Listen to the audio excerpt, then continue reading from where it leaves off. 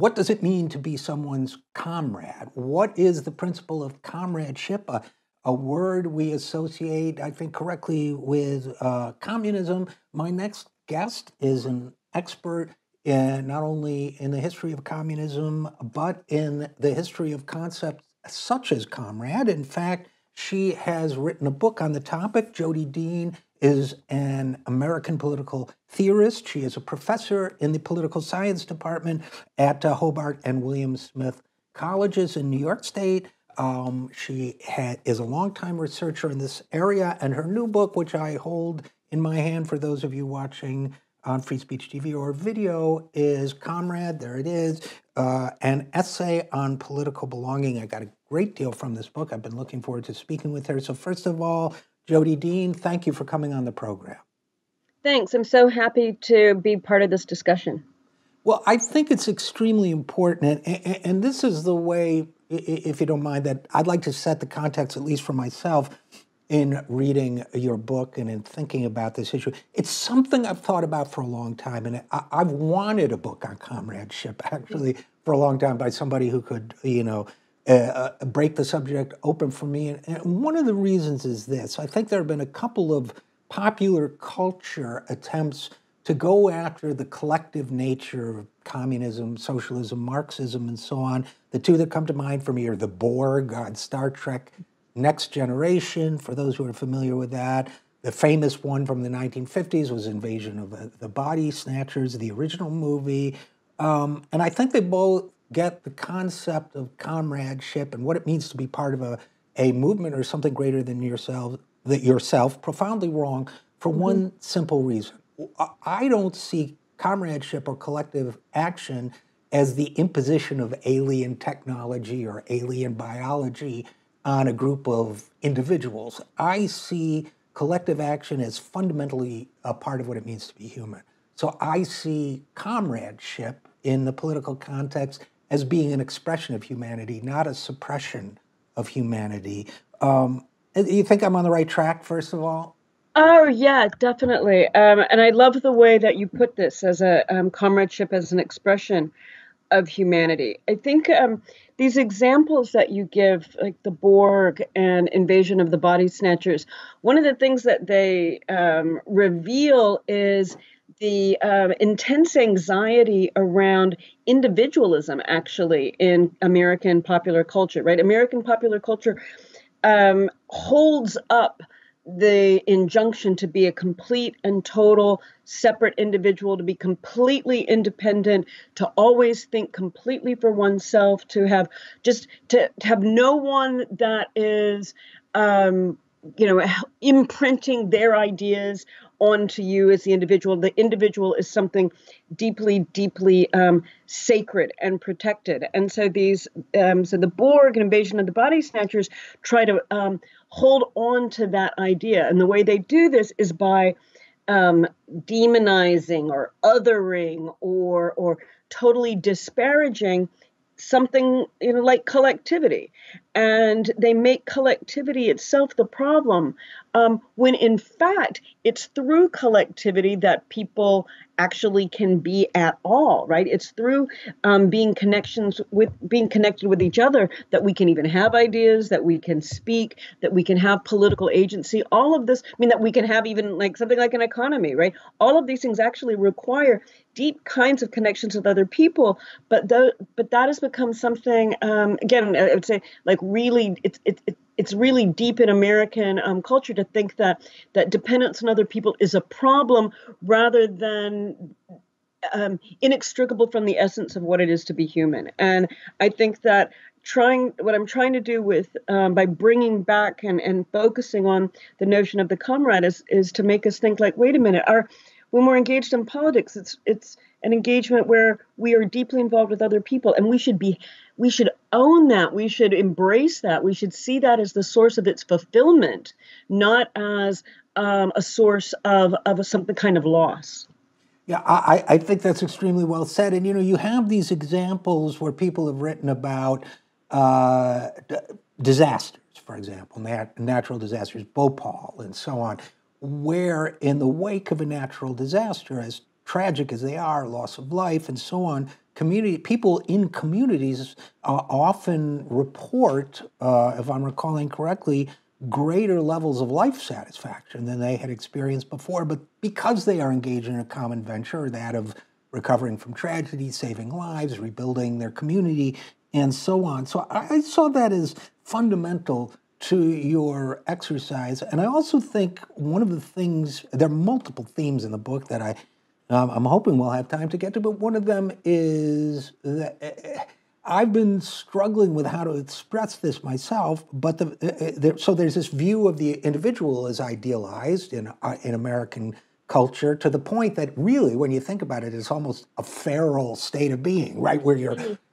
just a wild creature who's only interested in reproduction and food and territory, and is certainly not anything any of us should aspire to. You have Margaret Thatcher saying there is no society, literally saying there is no society. So, but we also have this phenomenon that you get to in the book of identity being used as a way, to me it seems like a form of collective individuality. We're not talking about, I only exist as a white man of a certain religion and a certain set of disabilities, and I can identify myself in those ways, but I cannot identify myself as a member of a movement or a society that cuts across all those boundaries. And likewise for you as a woman and whatever other identity matrices you may fit into. In other words, sure, it's fine. Certain groups have been mistreated and subjected to horrific abuse. We need to address that. But one of the things I think you explore in the book is how that, especially with, for example, Black nationalism in the United States, how does that fit into the broader context of a working class, of a society as a whole? How is that either constructive or destructive, depending on its application? Have I expressed that in terms of your book reasonably accurately? Yeah, so let's talk about a few of the ideas that you're bringing up. One, I really like the way that you are expressing identity as a kind of collective individuality. And I would say that in the United States, let's say from the late 60s to the present, the only kind of collectivity that seems to be encouraged is the collectivity of collective individuality. So the dominant culture, the dominant society gives its demographic categories to us, and we are supposed to identify ourselves within those categories. So by sex, by race, by sexual orientation, by national background, by religion. We're supposed to embrace those demographically given identity categories as the loci of any kind of collectivity that we're supposed to express. So what you don't have in there is a kind of political collectivity, because as we know, that people share an identity category tells us nothing about their politics, right? I'm a woman and so is Margaret Thatcher, and our politics are really, really different. Like, we have nothing politically in common whatsoever. I would say the same thing about, Malcolm X and Clarence Thomas, right? Their politics, very, very different. So, but what we're given by the dominant order are these identity categories as collective individuality that are supposed to bracket and be the source of all of our politics, and we know full well that they're not. So that's the first point. And I think in terms of one of the interesting things about the history of Black nationalism in the United States is the diversity of politics within that. So, for example, in the beginning of the 20th century, there was some very exciting work done by a guy named Cyril Briggs, and he was the founder, publisher, and editor of a magazine called The Crusader. And what Briggs was coming up with was a version of Black American nationalism that took as its political necessity the formation of socialism. It looked backwards and found a kind of socialism in Africa prior to the Middle Passage. And it said that this kind of socialism had been destroyed, and that for any kind of flourishing for Black Americans in the United States, socialism had to be the horizon. So it wasn't the case that for Briggs and other people in his milieu in the early 20th century that socialism and communism were some kind of white ideologies brought from Europe that were utterly foreign to a Black experience. On the contrary, he became interested in Lenin, in the Bolshevik Revolution, in the emerging American Communist movement, because he thought that could help the Black struggle in the United States, because he had already a prior version of a Black socialism. So he begins with a very much, as he would say, a race man, affiliated with something we might think of as Black nationalism. But at the core of that was a socialism that was really vital. So there's a variety. So just occupying an identity category doesn't tell you about somebody's politics. And we all, of course, we exist at the intersection of multiple identities too. So permitting the discussion of some but not others, I would argue, is a project of the neoliberal, elite. That somehow, for example, that I, who grew up working class in a Rust Belt town, I cannot say, well, my identity is working class. It's not just, yes, I'm white, yes, I'm this, yes, I'm that, but somehow working class is not an identity, which it is, by its very exclusion, says volumes about, I would argue, about the way identity has been weaponized in modern politics. If you look at at least you would probably know better than I, Jodi Dean, but I've looked at some of the surveys and data on the African-American working class versus the white working class versus the Hispanic working class. There are a great many commonalities in worldview and opinions, including some opinions that liberals might be disturbed by, and so on, conservative social opinions and so on. But whatever they are, there is a lateral working class identity that cuts across some of these others, and yet somehow that's not even an identity. Do you get what I'm driving at?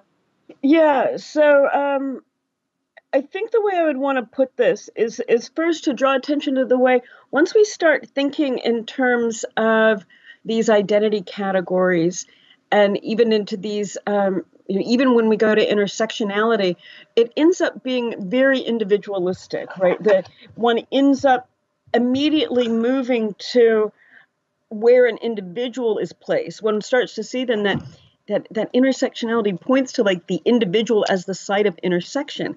And that's, I would say, politically and analytically not helpful, because it doesn't let us attend to the larger structure that is producing let's say, producing the lines of oppression. And if we look at the larger structure, then we have to look at it in terms of capitalism, and we have to look at it in terms of the class struggle, the class antagonism that capitalism relies on and produces. And that's a structural condition much more than an identity category. And once we start thinking about class in terms of its structural position, we recognize like, oh, it's very difficult to say something like X person is a worker. It's better to say something like working class designates a position within the relations of production that individuals can move in and out of. It's not like a fixed demographic category in the same way that something like sex or race tends to be. Oh, that makes a lot of sense. And again, for those of you just joining us, we're talking with Professor Jodi Dean about her new book, Comrade, an essay on political belonging. Jodi, I also wanted to talk to you about a related concept, which is allyship, which you write about a lot. We hear a lot about allies nowadays and what it means to be a good ally. And you write that allyship is a symptom of the displacement of politics into the individualist self-help techniques and social media moralism of communicative capitalism. I do want to get to communicative capitalism in a moment, because you've written about that at length in this book and previously. But allyship, an ally is not a comrade, right? An ally is something else. And can you help us understand that a little? Right. So, the term ally has become pretty popular on college and university campuses and various activist circles, and particularly online. And one of the things that you find is actually a great deal of discussion and tension around ally as people use the category fairly brutally, right? Like they use it to discipline other people, to say, well, if you're going to be my ally, then you have to do X, Y, and Z, or you're not a good enough ally, or, your allyship means that you have to go and not ask me any questions, but do a bunch of work on your own and, kind of demonstrate to me your own worthiness to be my ally. So what's behind that? Well, as I went through a lot of the online discussion of allyship and started realizing that as it appears in social media, the term ally really is used to designate someone in a privileged identity category who wants to do the right thing, right? So like, let's say a guy who wants to not act like a sexist jerk, or a white person who's really committed to anti-racist struggle, or a straight person who is making sure to try to confront heteronormative patriarchal structures and make a sort of kind of safe space for LGBTQ people. So the allies positioned as this kind of as the privileged person trying to do a good job.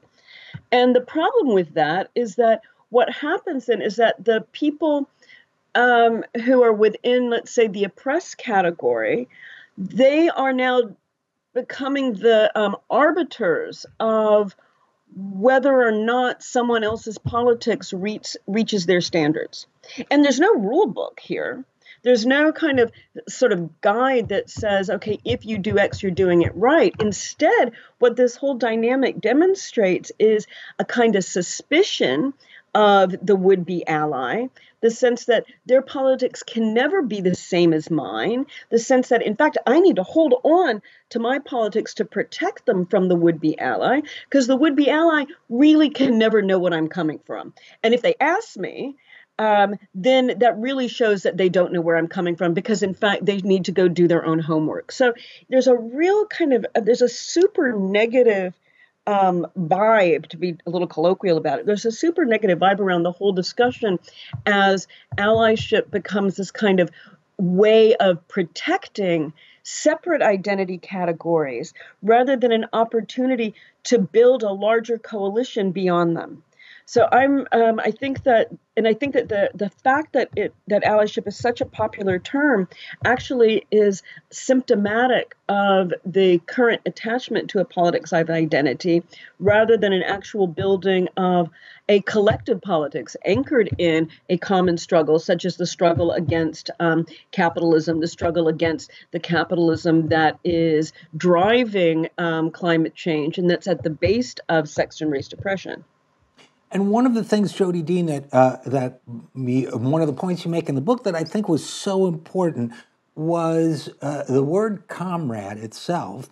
I grew up in the kind of movements, left-wing movements, where brother and sister were the terms of address to one another. And I still use that sometimes once in a while. But I've been told, and I accept, that there is a matrix of identities, a range of identities that go beyond brother and sister, so that if some people feel excluded by the use of the terms brother and sister because their identities may not conform to that, which is fine. And some people have suggested sibling, but I find siblings, doesn't have the same ring when you're addressing a rally. It's just not an electric word to me. Siblings, it just doesn't. It just doesn't have energy to it. But that said, comrade, as you point out, is a word that for well over a century now has transcended race, gender, is perfectly suited to the range of identities we embrace and discuss nowadays. It has this kind of transcendence of the separation of one from the other. But also, as you point out, I'm trying to remember your exact phrase, anyone can be a comrade, but not everyone is a comrade. In other words, there are certain, qualifications that, and not in the sense of like, I'm standing back grading you, that you sometimes get in some of these other discussions, but in the sense that how do I know you're my comrade? How do you know I'm your comrade? How do we establish that relationship? So maybe you could talk a little bit about that with us. Yeah. So the what's at the fundamental core of comradeship is you're on the same side of a political struggle, right? You are in this together. There is a common commitment to a common struggle. The thing with allyship, right, in contrast, is the struggle is not presented from the get-go as one that it's common. It's presented as one as really separate, as like you have your goals and I might be an ally to help you with your goals, but our struggle is not our struggle together. So the kind of important baseline for comradeship is that you're on the same side of a political struggle. And so that's how you know who your comrades are. In the book, I use this fantastic example from the Ernst Lubitsch film Ninotchka. And in the film features Greta Garbo, and it has this fantastic scene where three Bolshevik low-level trade officials are at a train station in Paris to meet the comrade from Moscow who's going to come and kind of straighten them out because they've made some mistakes. And so they're like, oh no, looking around like, who is the comrade, right? How do we know how to find our comrade if we don't know what they look like? And so then a guy walks up and they're like, oh, he's walking on the train platform, and they say, oh, that's him. He looks like a comrade. And then he goes, Sieg Heil. And they're like, oh, that's not him. He's surely not a comrade. Definitely not. And then someone else, walks by with like a bunch of furs and little dogs. And it's like, okay, that's not a comrade. And then here comes the gorgeous Greta Garbo.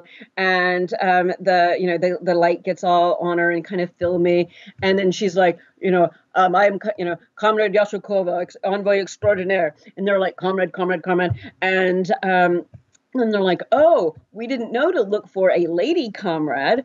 And so it goes on from there. And so what's exciting in this, the one is the joke that you can't tell who a comrade is by looking at them. Comrade is not an attribute of identity, and that not everyone can be a comrade, right?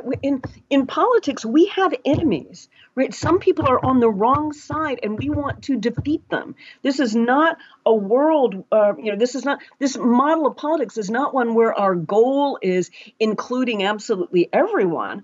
Our goal is fighting for justice against oppressors, right? It's not including oppressors, right? It's fighting against them. So I think that one of the great things that we get in this film is that, yeah, not everyone is a comrade. But at the same time, comrade is not a matter of identity, right? It's not a matter of how you identify. It's, are you on the same side in a political struggle? So that great story, and again, we're talking with Jodi Dean about her book, Comrade, reminds me my parents did a musical theater at Camp Unity in the 1940s in upstate New York, and one of their little songs, they told me, says Comrade Marshall Tito, says Comrade whomever, and they would get, a note in the middle of the week, Tito's out. He's not a comrade anymore. So you have this... So you have this. You also have this beautiful, what I thought was quite beautiful part here. First of all, about a story by Maxim Gorky that I think many readers of Gorky might not know. Published in 1906 in the Social Democrat, titled "Comrade," testifies to the life-giving power of the word. You say includes where the weak submit to the dominance of the strong. In the midst of the miserable suffering, one word rings out, comrade. The people cease to be slaves. When people say comrade, they change the world. And then this moving passage to me, the prostitute who feels a hand on her shoulder and then weeps with joy as she turns around and hears the word comrade. So it has healing force too, I would say, right? Oh, absolutely. It's there's something that's really wonderful when you meet someone maybe for the first time, or you go into a setting or a room where you don't know anybody, and someone comes up and is like, welcome, comrade, or I'm glad you're with us, comrade. And it's not like under a view of politics as like a small friendship group where they're, just because people hang out together, they're now going to do some kind of political activity. And it's not something where, that your alliance is from sharing an identity politics. It's like you come in and folks recognize, okay, because you're coming to, let's say, the Communist branch meeting, or you've joined the party or whatever, they welcome you because of your political commitment. And it's like, yes, I am here I am, we are all together on the same side. And this actually connects with the etymology of the word comrade, which comes out of the word Latin camera for room or vault. And if you think of a vault, like, like a vaulted ceiling, what a vault is a relation of supported cover, right? It's what holds a room that establishes who, the inside from the outside. So comradeship is like a relation of supported cover, right? Where we know that our comrades are with us, right? We're not in this alone. Absolutely. You also here, by the way, talk about a 1925 obituary in Pravda, which reads, Comrade Nestorenko had no personal biography and no personal needs. It's fascinating to me, too. It reminds me of, I do music, and there some of the old left-wing songs, at least one of them is attributed to a proletarian, not Joe Hill, not anyone else. So there's an erasure of self that I think is frightening to a lot of people in our society, right? Because I think people hear that and they think, well, Borg again, or body snatchers again. But yet, at the same time, one of the things that occurred to me reading your book, Jodi Dean, was that everybody's looking for an escape from the self, whether it's through entertainment that takes you out of yourself, whether it's through meditation, mindfulness, the big corporate swing to mindfulness, which is nothing if not erasure of the self in pursuit of ever greater profits and productivity for the bosses. So on the one hand, we have a society where you do want to get away from yourself, get over yourself is the slang expression. On the other hand, when somebody offers a way to get over yourself, we go, well, not ready for that yet. And that paradox, we won't be able to get into it at length, but is only exacerbated, it seems to me, by communicative capitalism. That is, by this sort of, you could describe it better than I, but this sort of, I would say, this sort of hypnotizing and mining of individual consciousness in pursuit of corporate profits, whether it's through social media, et cetera. Have I basically gotten it right? Oh, yeah, absolutely. Right. So, communicative capitalism is how I explain or describe the current situation where all of our communicative activities are in the service of capital, right? Capitalism has essentially, through digital media, has been able to colonize and grab all of our interpersonal relations. When we do them digitally, we're building content and metadata that's used by these great big technology companies to sell and advertise to us and all that. And so that relies on us being individual cultivators of our brand, always interested in expressing our own opinions. And so there's a real intense investment on the part of contemporary capitalism in us continuing to think about ourselves and conduct ourselves in this utterly individualistic, personalized, privatized, identifiable manner. And as you rightly say, one of the reactions to this is people want to escape it, right? I mean, the stress around this is pretty awful, right? To always look great on Instagram and to always have a kind of quick take on Twitter. I mean, this is awful. This is pretty much unbearable. And so there are rising levels of anxiety, suicide, depression, pharmaceutical use. And then people just try to get over themselves, or they want to pursue mindfulness. But what kind of getting over or mindfulness is okay in communicative capitalism? Stuff that's commodified, stuff that doesn't challenge the fundamental character of the system, stuff that's not political. So it's like any kind of political overcoming of individualism is considered dangerous and suspect. And the reason is because it is dangerous, right? It is where the potential for overcoming this system, for bringing it down, that's where it lies, in this escape from the sense that I have to do it all by myself and it's my individual contribution that's the only thing that matters. No, it's the collective that will make something new possible. It's building it together with others, working as a common front, being on the same side of a struggle against the system that we have to pursue. So how does, I know you tell me when you're out of time, but how does that look in practice? How does comradeship in the 21st century play itself out when everything, including a call to comradeship, it seems is going to be monetized and commodified. How does, aside from maybe some comrades get together and build alternative platforms for social media that are worker-owned, worker-run, how do we sort of break the chain that says, in ever-accelerating fashion at light speed, you're an individual, you're an individual, you're an individual. When you proclaim that you are not an individual, we're going to use that to accelerate your process of this feedback loop of individuality that's like one of those treadmills you can never get off. How do we break that cycle? And maybe we can use that as a kind of closing theme for this conversation. Through organized political struggle. Right? If we think about it in terms of individual choices within the economy, we're not going to be able to get there. We're not going to be able to see it.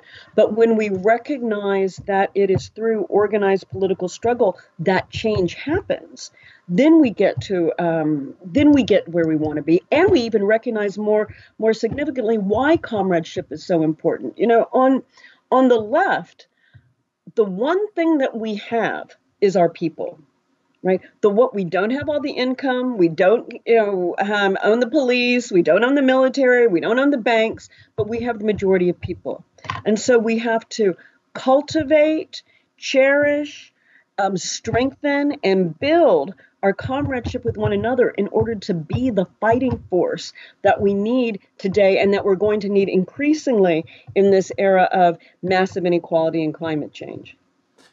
I think that is inarguable. I think that it has to happen in real space and not just on social media. Having existed on social media and written on the internet for a long time, I feel more strongly than ever that human contact triggers something that cannot be replicated artificially.